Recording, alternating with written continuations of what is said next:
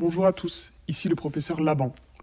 Aujourd'hui, je souhaite vous parler d'un sujet crucial, l'agriculture et son rôle dans la crise environnementale actuelle.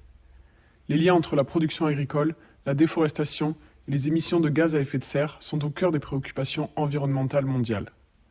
Permettez-moi de vous expliquer les causes, les conséquences, les outils à notre disposition et les objectifs pour un futur plus durable.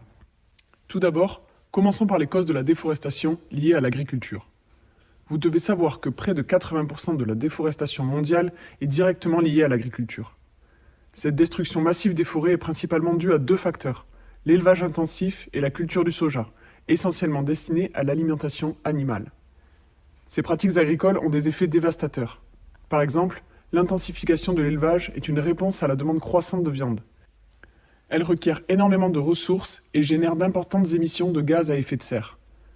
Une autre pratique dévastatrice est le surpâturage, où l'utilisation excessive de pâturage par le bétail entraîne la dégradation de terres et l'érosion des sols. Passons maintenant aux conséquences de ces pratiques agricoles intensives. L'agriculture et la déforestation combinées sont responsables de 25% des émissions mondiales de gaz à effet de serre. Ce chiffre impressionnant souligne à quel point l'agriculture contribue au réchauffement climatique.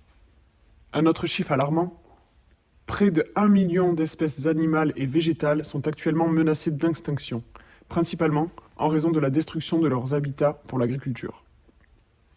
Prenons l'exemple de l'Amazonie, où la déforestation pour l'agriculture a atteint des niveaux critiques. Les effets sur le climat et la biodiversité sont désormais irréversibles. Cette destruction a une double conséquence. Elle libère d'énormes quantités de CO2 dans l'atmosphère, accélérant le changement climatique, tout en entraînant la dégradation des sols, qui devient alors moins productif et moins apte à soutenir l'agriculture future. Pour inverser cette tendance, nous devons viser des objectifs ambitieux. Tout d'abord, nous devons réduire les émissions agricoles de 50% d'ici 2050 afin de limiter le réchauffement climatique à 1,5 degré. La neutralité carbone dans l'agriculture est essentielle, ce qui signifie que nous devons atteindre zéro émission nette de CO2 en compensant les émissions par la séquestration du carbone dans les sols et les forêts. Une autre initiative mondiale connue sous le nom de 30x30 vise à protéger 30% des terres et des océans d'ici 2030.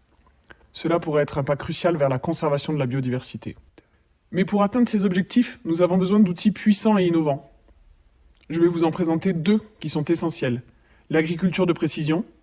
Cette méthode utilise des technologies avancées telles que les drones, les capteurs de sol et les satellites pour optimiser l'utilisation des ressources. Par exemple, en analysant les besoins en nutriments des cultures en temps réel, les agriculteurs peuvent appliquer la quantité exacte d'engrais nécessaires, réduisant ainsi les déchets et minimisant l'impact sur l'environnement. De plus, grâce à la cartographie numérique et aux modèles prédictifs, l'irrigation peut être ajustée pour éviter le gaspillage d'eau et la gestion des pesticides peut être améliorée pour protéger la diversité.